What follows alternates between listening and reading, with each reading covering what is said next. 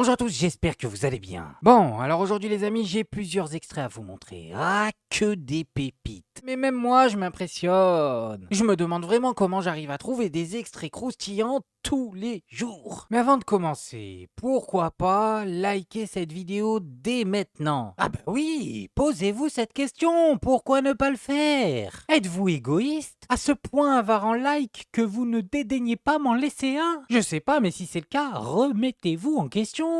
Bon, et on va commencer directement avec cet extrait de la conférence qui a eu lieu hier, où Jean-Luc Mélenchon s'est mis à distribuer des PLS. Moi, on me reprochait que si j'appliquais le programme qui était prévu à la présidentielle, je ferais 100 milliards de déficit. Petit bras, l'autre il a fait 1000 milliards. 1000 milliards. Et le gars, il vient donner des leçons. Lui, il l'appelait le Mozart de la finance. Eh bien, dites donc, heureusement que Mozart n'est pas comme lui en musique, hein. Mais le moment qui m'a bien fait rire, c'est quand vous avez là tous les répondeurs automatiques, là, les experts sur les plateaux, patati, patala, et que je te cause de tout, spécialiste en tout. D'accord? Et alors, c'est Bompard qui interrompt, qui dit, alors on lui dit, alors, on emprunte à plus cher que la Grèce. Manu se dégonfle pas, il dit, ah oui? À combien? Silence radio. Personne ne savait rien. Ils répétaient. Ils répètent, on leur passe des papiers. Ils n'ont pas le temps, je comprends ça, c'est humain. Eux aussi, il y a un problème d'exploitation. Et que je te bosse pendant des heures à parler, alors qu'ils n'en connaissent pas la moitié de ce dont ils parlent. Hein? Et vous, cher professeur spécialiste en tout, non, madame la professeure va le dire, voilà, ils disent tous la même chose de toute façon. Ah, franchement, l'autre soir, j'ai allumé la télé pour regarder, je sais plus laquelle émission, là, du soir. Catastrophe. Tous du même avis. Alors moi, je prenais cher, évidemment, à chaque tournée, hein. Il y en avait un peu pour moi. Ah, maintenant, ça me fait rire. Au début, je prenais tout ça au sérieux. Je pense que beaucoup de fois, j'aurais pas dû me fâcher. J'aurais dû simplement rigoler en disant « Ah, c'est tout ce que vous avez trouvé contre moi pour ce soir ». Ce gars-là, c'est un coco. Et un camarade, il m'a séquestré dans une usine une fois. Enfin, on était de mèche, hein. Je faisais semblant d'être séquestré. Mais je le méritais, j'étais socialiste. Alors...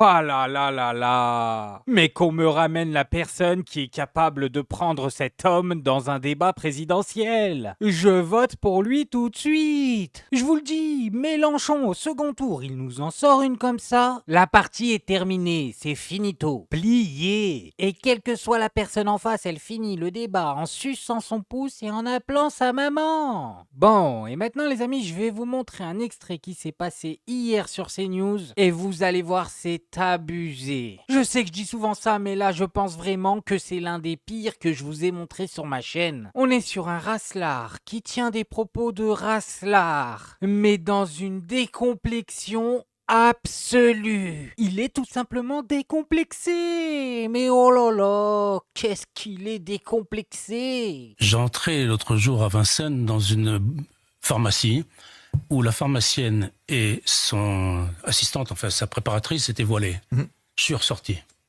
sans rien acheter. Pourquoi? Attends, ça je sais, j'ai la réponse. Parce que t'es un racelard. Pourquoi? Parce que je me suis senti complètement rejeté. J'ai senti que je m'affrontais à quelque chose qui n'était pas ma civilisation, qui était tout à fait autre chose. J'avais l'impression d'une espèce d'enclave Algéro, Marocco, enfin tout ce que vous voulez. Je n'étais plus en France. Vous allez dire que j'exagère. Non, on va pas dire que t'exagères. Quand même, on va pas aller jusque-là. Mais la question, si vous voulez, par ce petit genre d'exemple, mérite d'être posée. C'est un peu comme les boucheries halal, si vous voulez. C'est pas exactement la même chose. Moi, quand j'étais enfant au Liban, il y avait très peu de femmes voilées. Vous aviez les chiites, un peu, mais c'était juste une espèce de fichu sur la tête qui survolait un peu le vent. Vous voyez? C'était tout. Et 30 ans après, on a vu ce que ça a donné. Donc, il est évident qu'il y a en France et ailleurs tout un mouvement pour essayer de faire sauter cette question du voile qui est devenue une espèce de cheval de Troie de l'islamisme en Europe. On le sait. Vous regardez par exemple Netflix, toutes les séries, moi j'aime beaucoup les séries de Netflix, non pas pour ce dont elles parlent, mais pour les décors, pour les personnages. Dans tous les pays d'Europe, on voit dans les classes, dans les collèges, les lycées, partout, on voit des filles voilées, des élèves voilés. C'est tellement sympathique et ils s'entendent tous à merveille, vous voyez. Donc, c'est la propagande de Netflix. Seule la France est une exception, constitue une exception.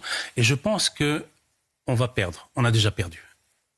Le nombre. Vous voyez, ce genre d'intitulé, de question, un facteur discriminant d'embauche, veut dire déjà qu'on va plier les... Mais c'est possible ça? Non mais je veux dire, c'est humainement possible? Il a parlé littéralement 1 minute 40, il a sorti au moins 7 arguments débiles. Mais c'est fou, que des arguments bêtes et méchants. Mais qui est cette personne? Un méchant Disney ou quoi? Non sérieusement, dites-le nous, c'est Scar? C'est Jafar? Y a un problème. Le gars nous a quand même dit, il y a des femmes voilées dans des séries sur Netflix, on a déjà perdu. Mais c'est la tête que t'es en train de perdre là. Qu'est-ce que tu me racontes? Je suis rentré dans une pharmacie, il y avait 2 femmes voilées, j'ai fait demi-tour. Ah mais attendez, vous comprenez, je ne suis pas Raslar. C'est juste qu'on est en train de perdre notre identité. Ah ouais? Et c'est quoi ça, monsieur le génie? Génie parmi les génies. Oh là là, est-ce que ce serait pas les infirmières françaises de 1930? Ah ben si, je crois bien. Et qu'est-ce qu'elles ont sur la tête, tiens? Ça doit être un rideau. Ce n'est pas possible que ce soit un foulard. Mais non, je n'y crois pas, mon monde s'écroule. La culture, les traditions. Mais va te cacher, papy. Tu ne sais même pas de quoi tu parles. Et le pire, les amis, dans cette histoire, c'est CNews. On les entend approuver, on les voit hocher leur tête. Non mais là, c'est trop, les amis. C'est censé être une chaîne d'information. Qu'est-ce que c'est que ce délire? Bon, et maintenant, on va passer sur un autre sujet. On va voir ensemble un échange entre André Chassaigne, député du Parti communiste français, le fameux PCF, qui n'a, comme tout le monde le sait, de communiste que le nom, et Éric Coquerel, député LFI. Et vous allez voir, cet échange est très intéressant, parce que Éric Coquerel a décidé de s'adresser à l'homme qu'il avait en face de lui et non au député, ce qui va jeter un coup de froid sur le plateau. Oh là là. Mais oui, ça aussi, c'est encore une pépite. Je n'ai jamais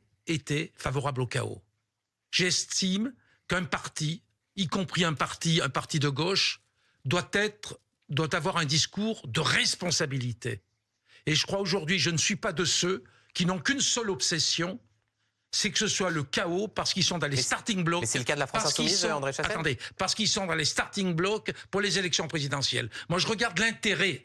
Attendez, oui. je regarde l'intérêt des Françaises, des Français, qui attendent qu'on tente tout ce qui est possible pour qu'on ait un Premier ministre de gauche pour essayer d'avoir une politique différente. Mais c'est le cas de la France Insoumise. Je vois que la France Insoumise ne porte pas ça. La France Insoumise c'est le chaos, la France Insoumise. Non, mais la France Insoumise estime qu'il n'y a pas de débat possible, qu'il faut qu'on se replie sur nous-mêmes, qu'on s'accroche là sur uniquement le programme Nous Front Populaire et qu'il n'y a rien d'autre. Non mais vous avez entendu ça, c'est pas incroyable. J'ai l'air d'une brebis, franchement. Je passe mes journées à écouter des politiques parler. Et je peux vous le dire, messieurs, dames, l'intégralité des arguments qu'il vient d'utiliser sont utilisés par les macronistes. Et même par le RN. C'est les mêmes, on dirait qu'ils ont tous été briefés dans la même pièce. Politique de la terre brûlée, Éric, c'est pas ma politique. André, réponse d'Éric Coquerel.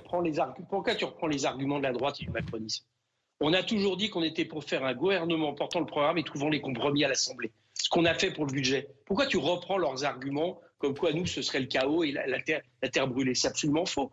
Simplement, il y a une chose. Aujourd'hui, on a battu un gouvernement de droite qui applique une politique de droite qui est mauvaise pour tout le monde. Oui. Le chaos, c'est maintenant, c'est leur politique. Et là, tu leur donnes un second souffle qui est de laisser à M. Macron l'impression qu'il peut ordonner la vie politique française autour de quelque chose dont tu sais qu'il ne bougera pas, qui est son programme.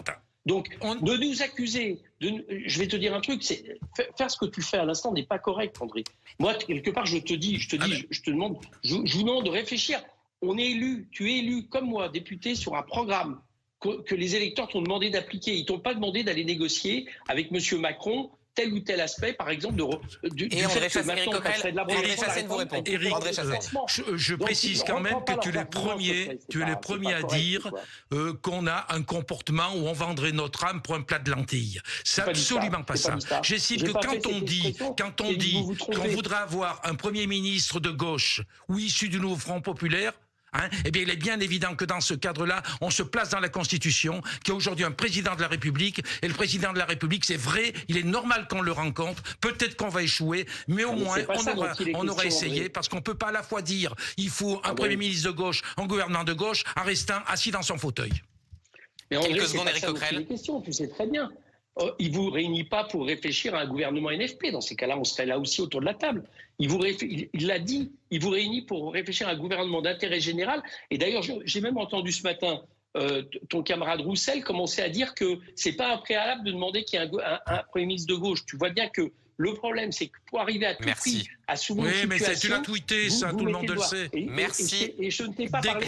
Merci. Non. Je ne t'ai pas soupçonné de vendre ton âme, André. Je te dis que vous faites fausse route parce que vous leur donnez de l'air qu'ils n'avaient plus. Et alors, au lieu d'exiger un gouvernement NFP tous ensemble... Merci. Ah, il en peut plus, Duhamel. Merci.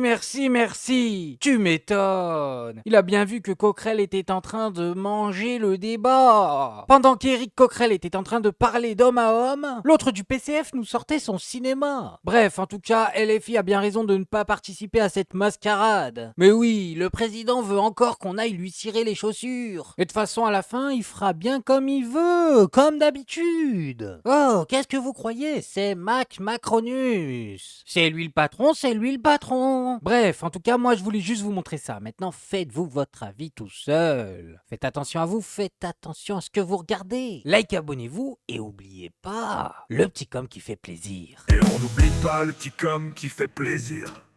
Non, le petit com qui fait plaisir. On n'oublie pas le petit com qui fait plaisir. Non, celui-là on l'oublie pas.